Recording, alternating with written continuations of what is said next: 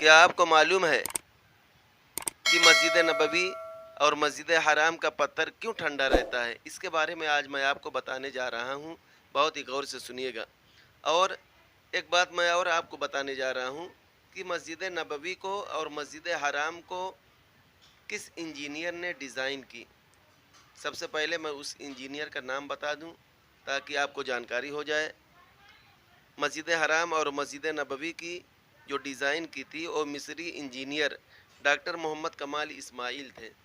انہوں نے جو ہے مسجد حرام اور مسجد نبوی کی ڈیزائن کی، اور جب یہ مسجد بن کر تیار ہو گئی تو وہاں کے بادشاہ شاہ فہد نے انجینئر ڈاکٹر محمد کمال اسماعیل کو بلایا اور کہا کہ دیکھیے، مسجد حرام اور مسجد نبوی میں حج کرنے کے لیے پورے دنیا کے لوگ یہاں آتے ہیں، اس لیے مطاف میں ایک ایسا پتھر لگایا جائے جو ٹھنڈا رہے، جب اس پر سورج کی روشنی پڑے تو وہ ٹھنڈا رہے۔ تو جو وہاں کے انجینئر تھے ڈاکٹر محمد کمال اسماعیل، یہ سوچ میں پڑ گئے کہ ہمیں ایسا پتھر کہاں ملے گا کہ جو دھوپ کی وجہ سے ٹھنڈا رہے۔ بہرحال اب بادشاہ کا آرڈر تھا، حکم تھا۔ اب جو انجینئر ڈاکٹر محمد کمال اسماعیل تھے، اب وہ اس کی تلاش میں لگ گئے کہ ہم کو ایسا پتھر کہاں ملے گا۔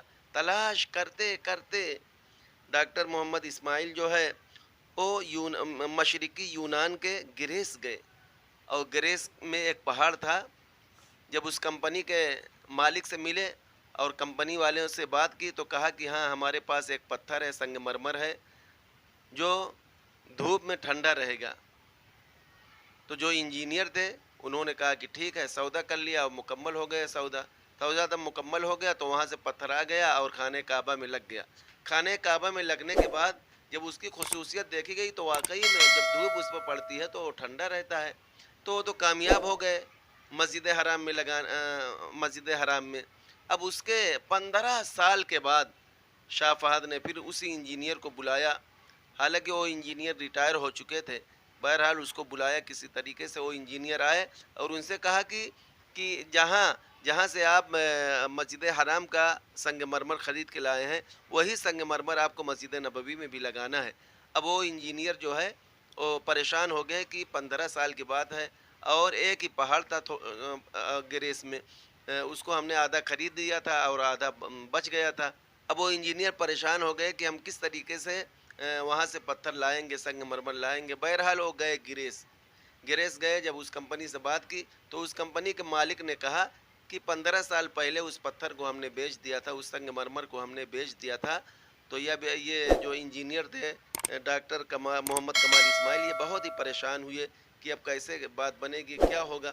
بہرحال وہ کمپنی میں گئے اور کہا کہ کس سے بیچا ہے آپ نے اس سنگ مرمر کو، کس کمپنی کو دیا ہے آپ نے اس سنگ مرمر کو۔ تو کمپنی والوں نے کہا کہ 15 سال کی بات ہے اور اس کو ڈھونڈنے میں بڑی دقت ہمیں ہوگی، بہت پریشانی ہوگی۔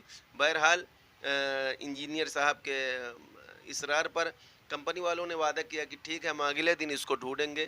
بہرحال وہ چلے آئے انجینئر، دوسرے دن فون آیا، کال آئی کہ آپ چلے آئیے، ہم کو ریکارڈ مل گیا۔ بہرحال جب انجینئر ڈاکٹر محمد کمال اسماعیل وہاں کمپنی میں گئے اور کمپنی کے جو مالک تھے ان سے بات کی کہ اس پتھر کو کس نے خریدا، سنگ مرمر کو کس نے خریدا اور کہاں گیا آپ اس کو، آپ ہمیں ایڈریس دے دیجئے، پتہ دے دیجئے، ہم وہاں پہنچ جائیں گے۔ تو جب بتایا گیا کہ وہ پتھر جو ہے گریس کا جو پتھر ہے، آدھا پہاڑ جو بچا ہوا تھا، اس کا پتھر جو ہے سعودی میں گیا ہے۔ اب یہ جو انجینئر تھے ایک دم خوش ہو گئے اور فوراً وہاں سے جو ہے فلائٹ پکڑی اور سعودی عرب کا جو ایڈریس دیا تھا وہاں گئے اور وہاں کے مالک سے، کمپنی کے مالک سے ملاقات کی اور کہا کہ آپ نے یہ پتھر خریدا؟ کہا کہ جی ہاں۔ کہا کہ یہ پتھر مدینہ میں ہے،